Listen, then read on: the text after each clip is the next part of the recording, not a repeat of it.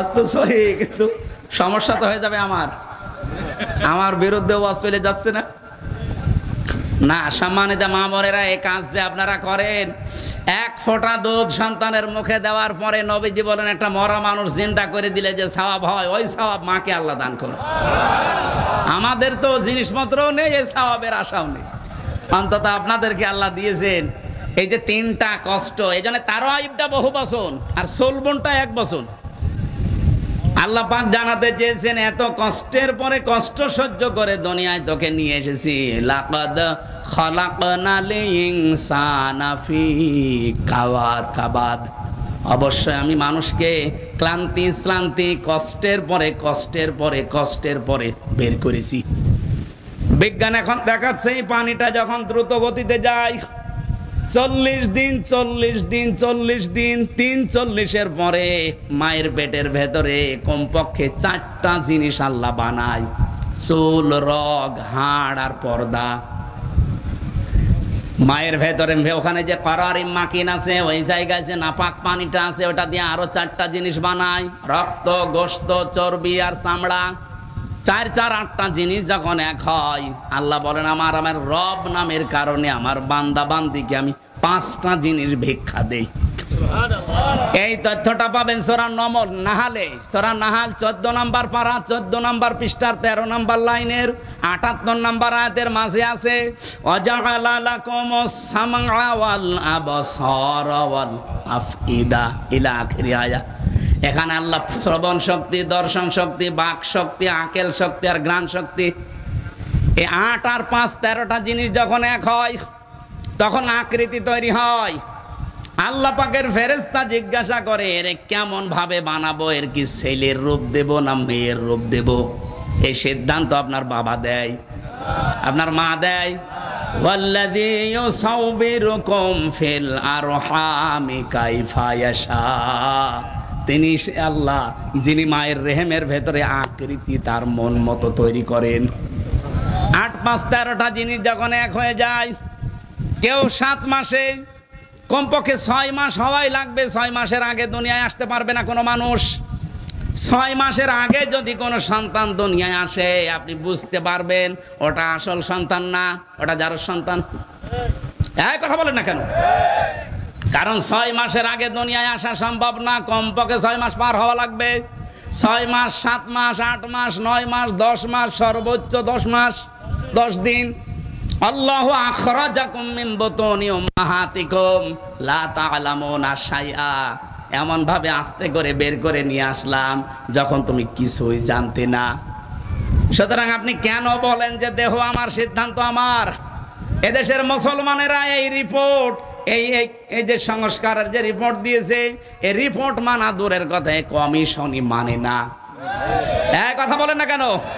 কারণ এগুলো কোরআনের সাথে আমি নিজে মিলিয়েছি। আমার এই ছোট্ট মাথায় 10টা কোরআনের আয়াতের বিরুদ্ধে চলে গেছে, আর হাদিসের বিরুদ্ধে তো হাজারও গেছে।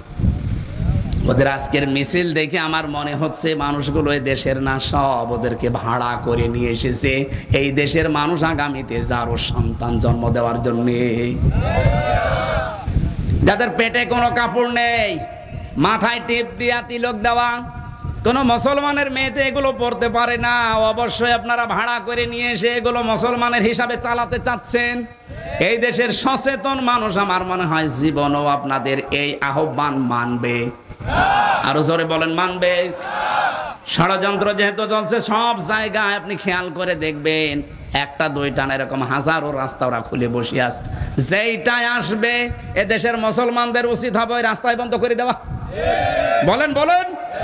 আগামী প্রজন্ম যদি যারো হিসাবে রেখে যেতে চান, সাপোর্ট দেন।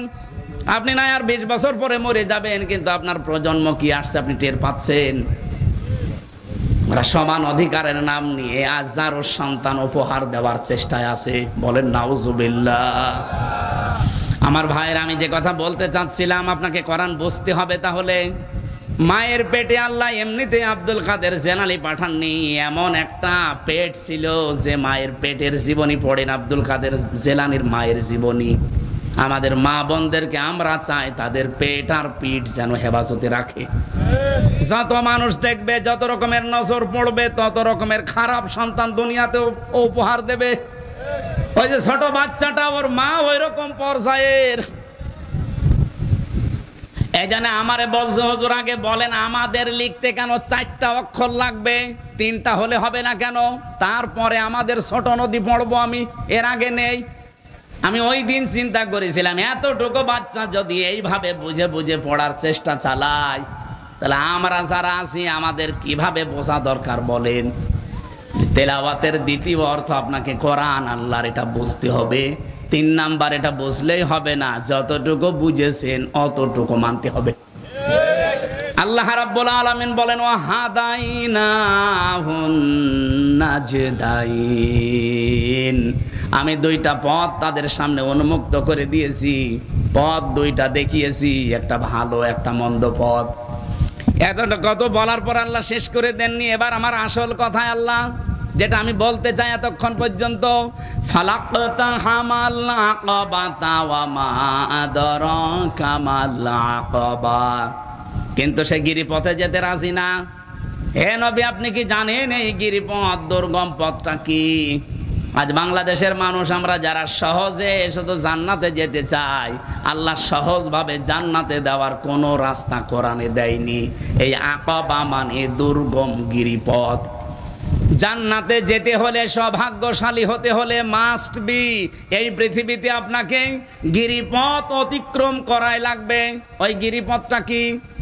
এই যে রাত্তিলিল কোরআন, এই শব্দের ব্যাখ্যা এখান থেকে একটা আমি মিলিয়েছি। শুধুমাত্র কোরআন নিজে শুদ্ধ করে পড়লে হবে না, হক আদায় বুঝতে হবে, ওটা নিজে মানতে হবে। আর মানার জন্য এই আয়াতের ভেতরে অন্তত 5টা জিনিস আছে। এই 5টা জিনিসও আমরা যদি মানতে পারি, আল্লাহর কসম আমরা সৌভাগ্যশালী হব। 4 নাম্বারটা আগে বলি। যেহেতু হক আদায় করে পড়ার শর্ত বলেছিলাম, কয়টা জানো? 4টা। বলেন বলেন, আরো জোরে বলেন। এই দলিলটা সূরা বাকারা 121 নম্বর আয়াতে আছে, আল্লাযীনা আতাইনাহুমুল কিতাবা ইয়াতলুনাহু হাক্কা তিলাওয়াতি। এই শব্দের ব্যাখ্যায় পাবেন তেলাওয়াত হক আদায় করে করতে হলে ওটা আপনাকে আগে শুদ্ধ করে পড়া লাগবে, 2 নম্বরে বোঝা লাগবে, 3 নম্বরে নিজে মানা লাগবে, 4 নম্বরে যারা আপনার আয়ত্তে আছে এই মানুষগুলো যেন মানতে পারে সেই ব্যবস্থা করে দেওয়া লাগবে। আর এইটার জন্য আজ আলেমরা আমরা আপনাদের কাছে কালার। আপনি ভালো করে বোঝেন, আমি যতদিন কোরআন পড়ি শুদ্ধ করে, এই দেশে কেউ আমার শত্রু নেই।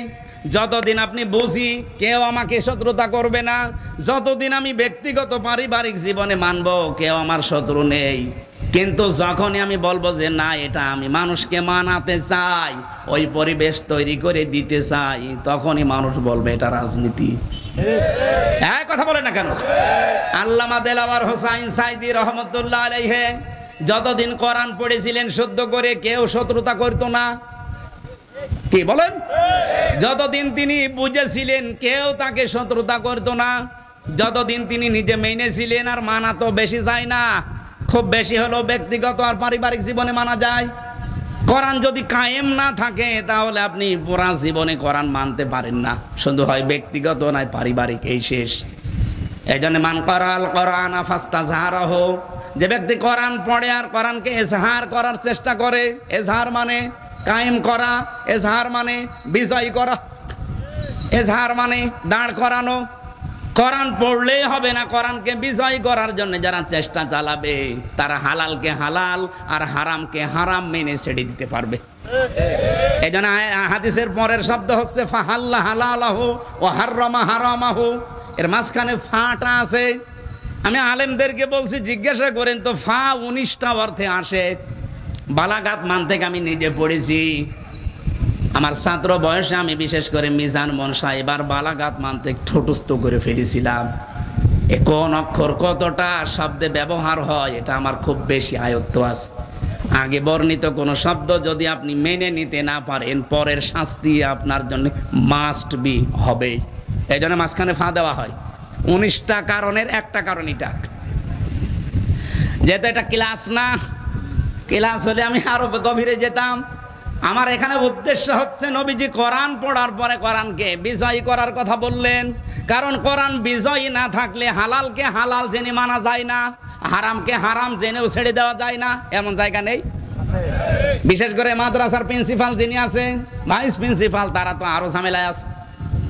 স্যার যে চেয়ারে বসে আছে ওই চেয়ারেও ঝামেলা।